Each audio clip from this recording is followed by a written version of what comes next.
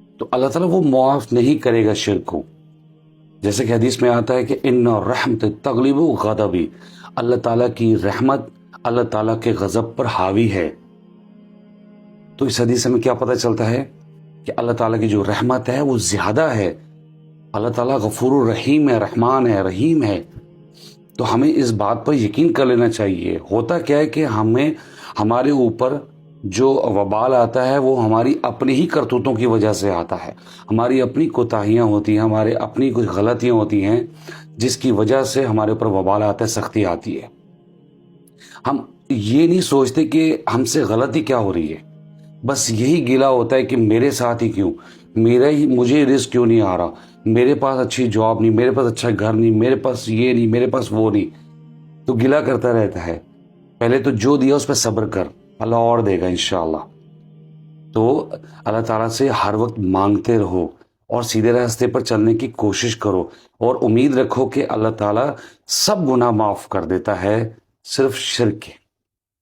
تو میرے جو بہن بھائی ڈپریشن میں ہیں، بہت زیادہ مایوسی ہے، تو آپ کوشش کیا کریں جتنا ہو سکتا ہے لا الہ الا انت سبحانک انی کنت من الظالمین. حضرت یونس علیہ السلام کی یہ دعا ہے، اس کو پڑھا کریں.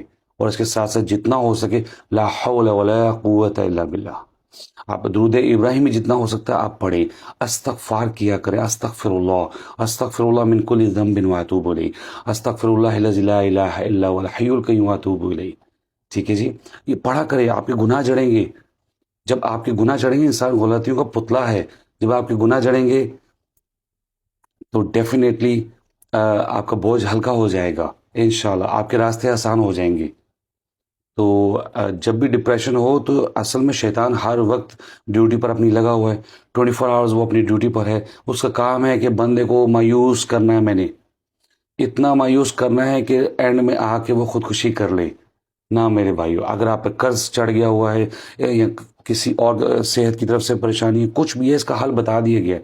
قرض کا پرابلم ہے، دعا پڑھیں، یقین سے پڑھیں. اللہم اکفنی بحلالک عن حرامک واغننی بفضلک عمن سواک. اللہم انی اعوذ بک من الہم والحزن والعجز والکسل والجبن والبخل ودلاء الدین وقہر الرجال. دعائیں بتا دی گئی ہیں. ٹھیک ہے، تو آپ انہیں پڑھا کریں. پڑھیں، یقین کریں اللہ آپ کے گمان کے مطابق ہے. جیسا گمان کریں گے ویسا ہی پائیں گے. ہماری اپنی کوتاہیاں، ہماری اپنی نمازیں ٹھیک نہیں ہیں، ہمارا اپنا طریقہ کار ٹھیک نہیں ہے، جس کی وجہ سے ہمارے اوپر سختیاں آتی ہیں. میں امید کرتا ہوں میری بات سمجھ گئے ہوں گے. تو اللہ تعالیٰ سے دعا ہے کہ اللہ تعالیٰ ہمیں ان پریشانیوں سے، قرض سے، مشکلات سے دور کرے، مایوسی سے دور کرے. آمین. السلام علیکم.